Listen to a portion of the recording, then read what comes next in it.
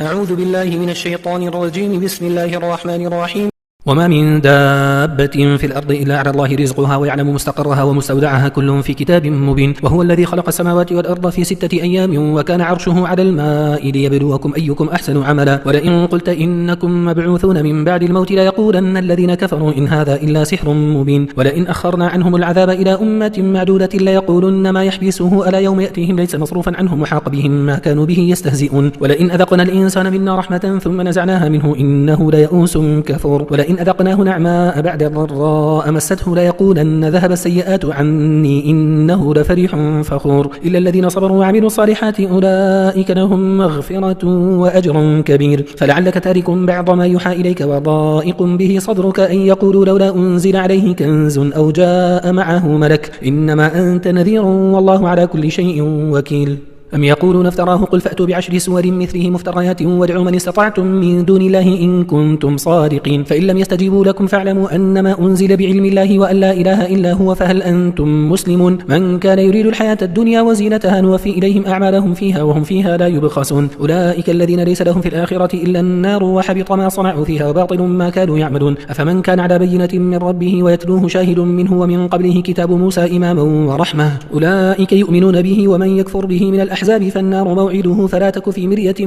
منه إنه الحق من ربك ولكن أكثر الناس لا يؤمنون. ومن أظلم ممن افترى على الله كذبا أولئك يعرضون على ربهم ويقول الأشهاد هؤلاء الذين كذبوا على ربهم ألا لعنة الله على الظالمين الذين يصدون عن سبيل الله ويبغونها عوجا وهم بالآخرة هم كافرون. أولئك لم يكونوا معجزين في الأرض وما كان لهم من دون الله من أولياء يضاعف لهم العذاب ما كانوا يستطيعون السمع وما كانوا يبصرون. أولئك الذين خسروا أنفسهم وضل عنهم ما كانوا يفترون. لا جرم أنهم في الآخرة هم الأخسرون. إن الذين آمنوا وعملوا الصالحات وأخبتوا إلى ربهم أولئك أصحاب الجنة هم فيها خالدون. مثل الفريقين كالأعمى والأصم والبصير والسميع هل يستويان مثلا أفلا تذكرون. ولقد أرسلنا نوحا إلى قومه إني لكم نذير مبين ألا تعبدوا إلا الله إني أخاف عليكم عذاب يوم أليم. فقال الملأ الذين كفروا من قومه ما نراك إلا بشر مثلنا وما نراك اتبعك إلا الذين هم أراذلنا بادي الرأي وما نرى لكم علينا من فضل بل نظنكم كاذبين. قال يا قوم أرأيتم إن كنت على بينة من ربي وآتاني رحمة من عنده فعميت عليكم أنلزمكموها وأنتم لها كارهون.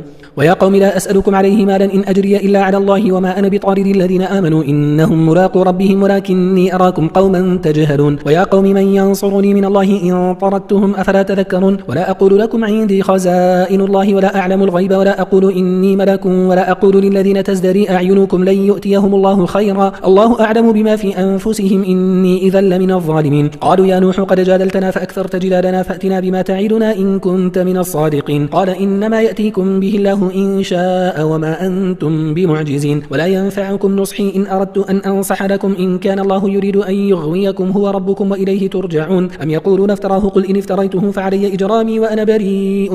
مما تجرمون. وأوحي إلى نوح أنه لن يؤمن من قومك إلا من قد آمن فلا تبتئس بما كانوا يفعلون واصنع الفلك بأعيننا ووحينا ولا تخاطبني في الذين ظلموا إنهم مغرقون. ويصنع الفلك وكلما مر عليه ملأ من قومه سخروا منه قال إن تسخروا منا فإنا نسخر منكم كما تسخرون فسوف تعلمون من يأتيه عذاب يخزيه ويحل عليه عذاب مقيم. حتى إذا جاء أمرنا وفارت النور قل نحمل فيها من كل زوجين 2 وأهلك إلا من سبق عليه القول ومن آمن وما آمن معه إلا قليل. وقال اركبوا فيها بسم الله مجريها ومرساها إن ربي لغفور رحيم. وهي تجري بهم في موج كالجبال ونادى نوح ابنه وكان في معزل يا بني اركب معنا ولا تكن مع الكافرين. قال سآوي إلى جبل يعصمني من الماء قال لا عاصم اليوم من أمر الله إلا من رحم وحال بينهما الموج فكان من المغرقين. وقيل يا أرض ابلعي ماءك ويا سماء أقلعي وغيض الماء وقضي الأمر واستوت على الجودي وقيل بعدا للقوم الظالمين. ونادى نوح ربه فقال رب إن ابني من أهلي وإن وعدك الحق وأنت أحكم الحاكمين. قال يا نوح إنه ليس من أهلك إنه عمل غير صالح فلا تسألني ما ليس لك به علم إني أعظك أن تكون من الجاهلين. قال رب إني أعوذ بك أن أسألك ما ليس لي به علم وإلا تغفر لي وترحمني أكن من الخاسرين. قيل يا نوح اهبط بسلام منا وبركات عليك وعلى ممن معك وأمم سنمتعهم ثم يمسهم منا عذاب أليم. تلك من أنباء الغيب نوحيها إليك ما كنت تعلمها أنت ولا قومك من قبل هذا فاصبر إن العاقبة للمتقين. وإلى عاد أخاهم هودا قال يا قوم اعبدوا الله ما لكم من إله غيره إن أنتم إلا مفترون. يا قوم لا أسألكم عليه أجرا إن أجري إلا على الذي فطرني أفلا تعقلون. ويا قوم استغفروا ربكم ثم توبوا إليه يرسل السماء عليكم مرارا ويزدكم قوة إلى قوتكم ولا تتولوا مجرمين. قالوا يا هود ما جئتنا ببينة وما نحن بتاركي آلهتنا عن قولك وما نحن لك بمؤمنين إن نقول إلا اعتراك بعض آلهتنا بسوء قال إني أشهد الله واشهد أني بريء مما تشركون من دونه فكيدوني جميعا ثم لا تنظروني إني توكلت على الله ربي وربكم ما من دابة إلا هو آخذ بناصيتها إن ربي على صراط مستقيم. فإن تولوا فقد أبلغتكم ما أرسلت به إليكم ويستخلف ربي قوما غيركم ولا تضرونه شيئا إن ربي على كل شيء حفيظ. ولما جاء أمرنا نجينا هودا والذين آمنوا معه برحمة منا ونجيناهم من عذاب غليظ. وتلك عاد جحدوا بآيات ربهم وعصوا رسله واتبعوا أمر كل جبار عنيد وأتبعوا في هذه الدنيا لعنة ويوم القيامة ألا إن عادا كفروا ربهم ألا بعدا لعاد قوم هود. وإلى ثمود أخاهم صالحا قال يا قوم اعبدوا الله ما لكم من إله غيره هو أنشأكم من الأرض واستعمركم فيها فاستغفروه ثم توبوا إليه إن ربي قريب مجيب. قالوا يا صالح قد كنت فينا مرجوا قبل هذا أتنهانا أن نعبد ما يعبد آباؤنا وإننا لفي شك مما تدعونا إليه مريب. قال يا قوم أرأيتم إن كنت على بينة من ربي وآتاني منه رحمة فمن ينصرني من الله إن عصيته فما تزيدونني غير تخسير. ويا قوم هذه ناقة الله لكم آية فذروها تأكل في أرض الله ولا تمسوها بسوء فيأخذكم عذاب قريب. فعقروها فقال تمتعوا في داركم 3 أيام ذلك وعد غير مكذوب. فلما جاء أمرنا نجينا صالحا والذين آمنوا معه برحمة منا ومن خزي يومئذ إن ربك هو القوي العزيز. وأخذ الذين ظلموا الصيحة فأصبحوا في ديارهم جاثمين كأن لم يغنوا فيها ألا إن ثمود كفروا ربهم ألا بعدا لثمود. ولقد جاءت رسلنا إبراهيم بالبشرى قالوا سلاما قال سلام فما لبث أن جاء بعجل حنيذ. فلما رأى أيديهم لا تصل إليه نكرهم وأوجس منهم خيفة قالوا لا تخف إنا أرسلنا إلى قوم لوط وامرأته قائمة فضحكت فبشرناها بإسحاق ومن وراء إسحاق يعقوب. قالت يا ويلتى أأبد وأنا عجوز وهذا بعلي شيخا إن هذا لشيء عجيب. قالوا أتعجبين من أمر الله رحمة الله وبركاته عليكم أهل البيت إنه حميد مجيد. فلما ذهب عن إبراهيم الروع وجاءته البشرى يجادلنا في قوم لوط إن إبراهيم لحليم أواه منيب. يا إبراهيم أعرض عن هذا إنه قد جاء أمر ربك وإنهم آتيهم عذاب غير مردود. ولما جاءت رسلنا لوطا سيء بهم وضاق بهم ذرعا وقال هذا يوم عصيب. وجاءه قومه يهرعون إليه ومن قبل كانوا يعملون السيئات قال يا قوم هؤلاء بناتي هن أطهر لكم فاتقوا الله ولا تخزوني في ضيفي أليس منكم رجل رشيد. قالوا لقد علمت ما لنا في بناتك من حق وإنك لا تعلم ما نريد. قال لو أن لي بكم قوة أو آوي إلى ركن شديد. قالوا يا لوط إنا رسل ربك لن يصلوا إليك فأسر بأهلك بقطع من الليل ولا يلتفت منكم أحد إلا امرأتك إنه مصيبها ما أصابهم إن موعدهم الصبح أليس الصبح بقريب. فلما جاء أمرنا جعلنا عاليها سافلها وأمطرنا عليها حجارة من سجيل منضود مسومة عند ربك وما هي من الظالمين ببعيد. وإلى مدين أخاهم شعيبا قال يا قوم اعبدوا الله ما لكم من إله غيره لا تنقصوا المكيال والميزان إني أراكم بخير وإني أخاف عليكم عذاب يوم محيط. ويا قوم أوفوا المكيال والميزان بالقسط ولا تبخسوا الناس أشياءهم ولا تعثوا في الأرض مفسدين بقية الله خير لكم إن كنتم مؤمنين وما أنا عليكم بحفيظ. قالوا يا شعيب وصلاتك تأمرك أن نترك ما يعبد آباؤنا أو أن نفعل في أموالنا ما نشاء إنك لأنت الحليم الرشيد. قال يا قوم أرأيتم إن كنت على بينة من ربي ورزقني منه رزقا حسنا وما أريد أن أخالفكم إلى ما أنهاكم عنه إن أريد إلا الإصلاح ما استطعت وما توفيقي إلا بالله عليه توكلت وإليه أنيب. ويا قوم لا يجرمنكم شقاقي أن يصيبكم مثل ما أصاب قوم نوح أو قوم هود أو قوم صالح وما قوم لوط منكم ببعيد واستغفروا ربكم ثم توبوا إليه إن ربي رحيم ودود. قالوا يا شعيب ما نفقه كثيرا مما تقول وإنا لنراك فينا ضعيفا ولولا رهطك لرجمناك وما أنت علينا بعزيز.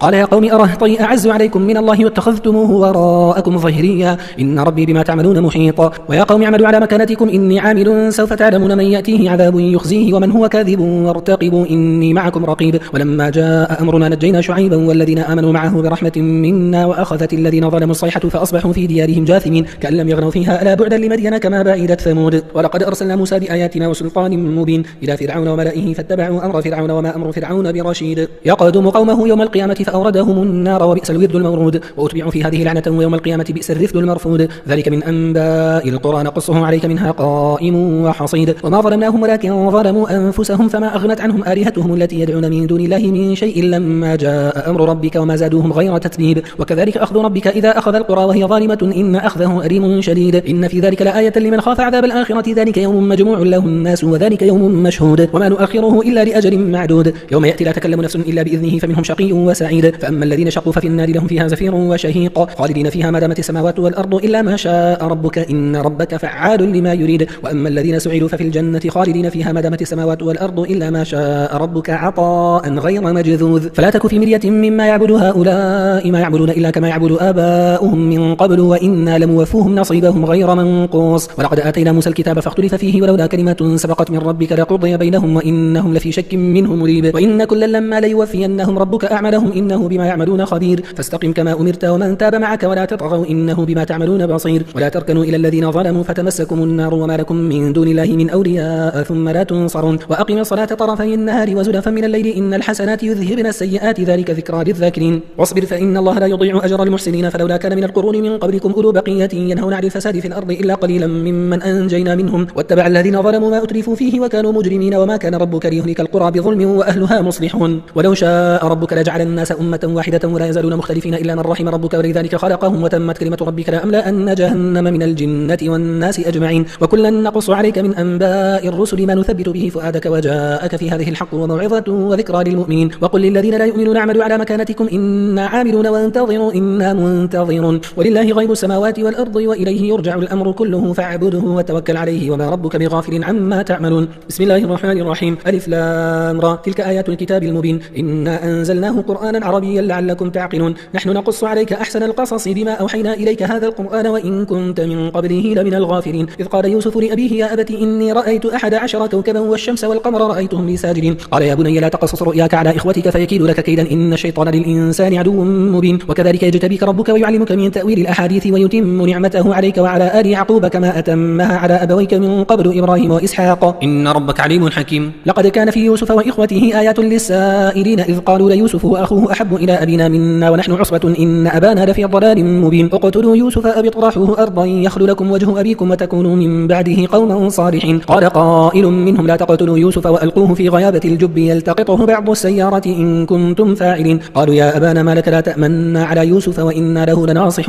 أرسله معنا غدا يرتع ويلعب وإنا له لحافظون قال إني ليحزنني أن تذهبوا به وأخاف أن يأكله الذئب وأنتم عنه غافلون قالوا لئن أكله الذئب ونحن عصبة إنا إذا لخاسرون فلما ذهبوا به وأجمعوا أن يجعلوه في غيابة الجب وأوحينا إليه لتنبئنهم بأمرهم هذا وهم لا يشعرون وجاءوا أباهم عشاء يبكون قالوا يا أبانا إنا ذهبنا نستبق وتركنا يوسف عند متاعنا فأكله الذئب وما أنت بمؤمن لنا ولو كنا صادقين وجاءوا على قميصه بدم كذب قال بل سولت لكم أنفسكم أمرا فصبر جميل والله المستعان على ما تصفون وجاءت سيارة فأرسلوا واردهم فأدلى دلوه قال يا بشرى هذا غلام وأسروه بضاعة والله عليم بما يعملون وشروه بثمن بخس دراهم معدودة وكانوا فيه من الزاهدين وقال الذي اشتراه من مصر لامرأته أكرمي مثواه عسى أن ينفعنا أو نتخذه ولدا وكذلك مكنا ليوسف في الأرض ولنعلمه من تأويل الأحاديث والله غالب على أمره ولكن أكثر الناس لا يعلمون ولما بلغ أشده آتيناه حكما وعلما وكذلك نجزي المحسنين وراودته التي هو في بيتها عن نفسه وغلقت الأبواب وقالت هيت لك قال معاذ الله إنه ربي أحسن مثواي إنه لا يفلح الظالمون ولقد همت به